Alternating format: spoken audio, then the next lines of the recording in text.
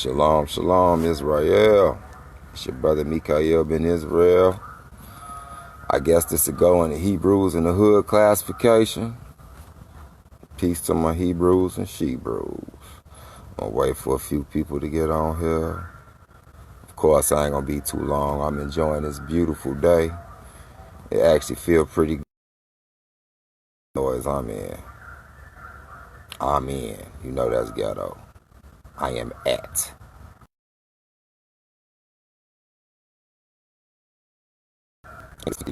I don't know, it's gonna get warmer too because it's still AM. Right. I'm really making this video to inspire like I did last night. I hope that wasn't nobody took that as a you know how some people is. They take everything as an attack. When most with logic understand, they analyze things. And I am so grateful for all the inboxes that I get. Like, a lot of people's like, man, we so glad you said that. So I don't see nothing negative coming from that. It's true. Basically, my point I was making is, if one chooses to gather, let them gather. If one chooses not to gather, let them not gather. I mean, it's hitting all us, but people just dealing with it different ways. It don't make them less holy or anything like that. But my whole video was basically pointing out hypocrisy. You know what I'm saying? And you got people that's super holy. They super holy. They about that life. But now you see when some stuff happen, they scared.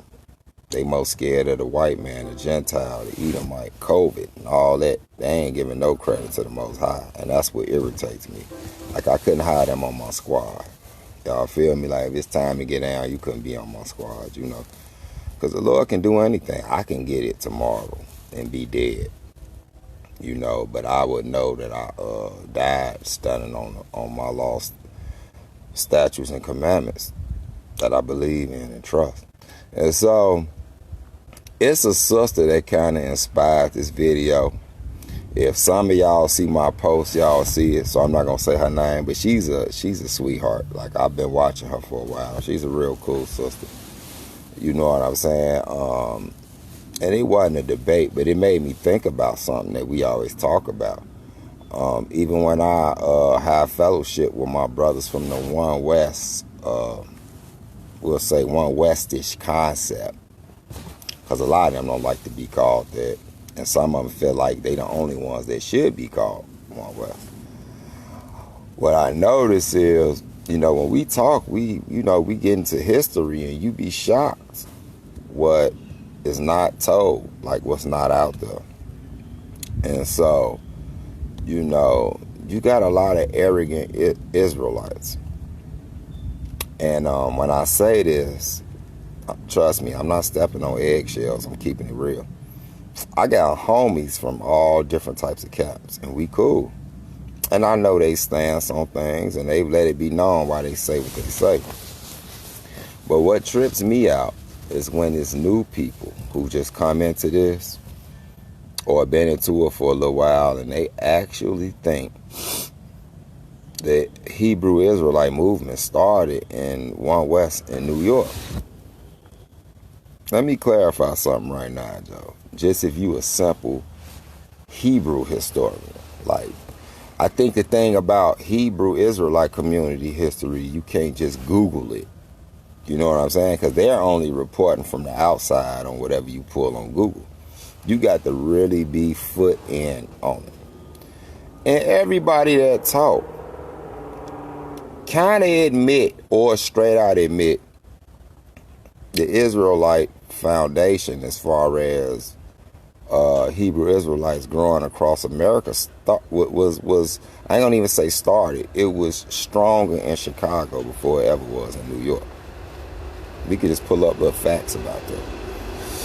But that ain't even nothing to brag about, because if you want to be honest, we got to go off the scriptures.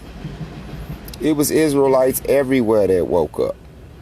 If you look at the story about, I believe it was Elijah. Elijah was a beast. He was a prophet that got down, Joe. I mean, beast in a good way. But when Jezebel went to kill him or whatever, I remember he felt like he was by himself. And the Lord had to show him, Joe, I got 7,000 prophets over here that ain't never went off. That's what he's saying. Ain't never went off. So if he had 7,000 and Elijah thinking he the only one, it's the same way now. You got camps thinking they was the only one. It's foolishness. It's really folly.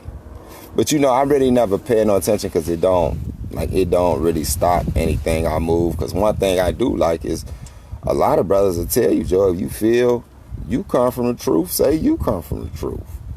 So I don't really bug out over that. But when it comes to somebody want to research history, bro, this is the big problem that the urban apologists had with dealing with us. If y'all notice, they first big problem they had was when they dealt with Israelites from Chicago, because the doctrine ain't nothing the same. They was coming at us with stuff we didn't even believe. You know what I'm saying? And they kept trying to find out where's the origins of the Chicago Israelites and, all that. And we like, Joe, y'all got to do deeper research because we ain't going to give it to you. But I tell you this, we ain't got nothing. The Israelites in Chicago, I thank the Most High that I was able to rub shoulders with them, coming up. It's not as televised as the Israelites from One Western New York, but the brothers from One Western New York know this. It goes back deep.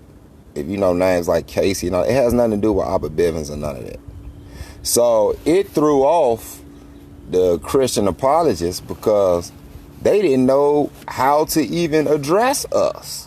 You know what I'm saying? Like, Joe. And y'all know what make it so simple, Joe? Y'all know what's so simple, Joe? It ain't really about where you think it started and origins and camps. It's about what the scriptures say. If you go to Isaiah the 4th chapter, right? We quoted regarding the prophecy of the days we in today. Where it tell you would surname yourself and like me. I'm Mikael Ben Israel, but my government name, of course, was Mike Ward. You feel me? And that's because it's a slave name. You feel me? Meaning that my family was in servitude to the Gentiles. So the Lord tell you in Isaiah the 44th chapter, I believe it's like the 5th or 6th verse, he say, basically, we going to start to surname ourselves after Jacob, Israel, meaning we going to get Hebrew names. So meaning when you do that, you're showing that you're not under servitude to the Gentiles no more. You're under servitude to the God of Israel, meaning we're going back to where we came from. But the funny key part nobody pays attention to is like the 1st to 4th verse. And guess what it break down, y'all? When y'all get a chance, go to Isaiah the 44th chapter, verses 1 through 5. And you know what it tell you? It talk about how it's going to spring up everywhere. Meaning, it didn't start in one spot. We got examples of that.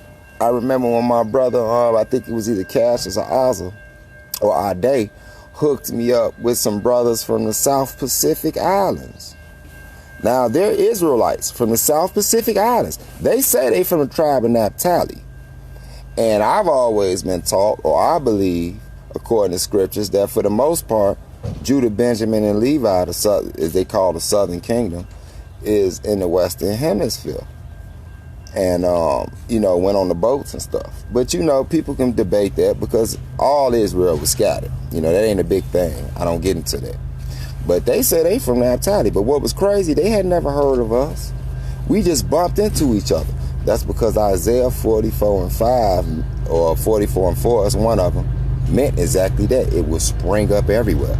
So ain't no one spot where it springed up at. If somebody out there saying and you believe it, you've been cultified. Here come a loud train. With that, I say shalom.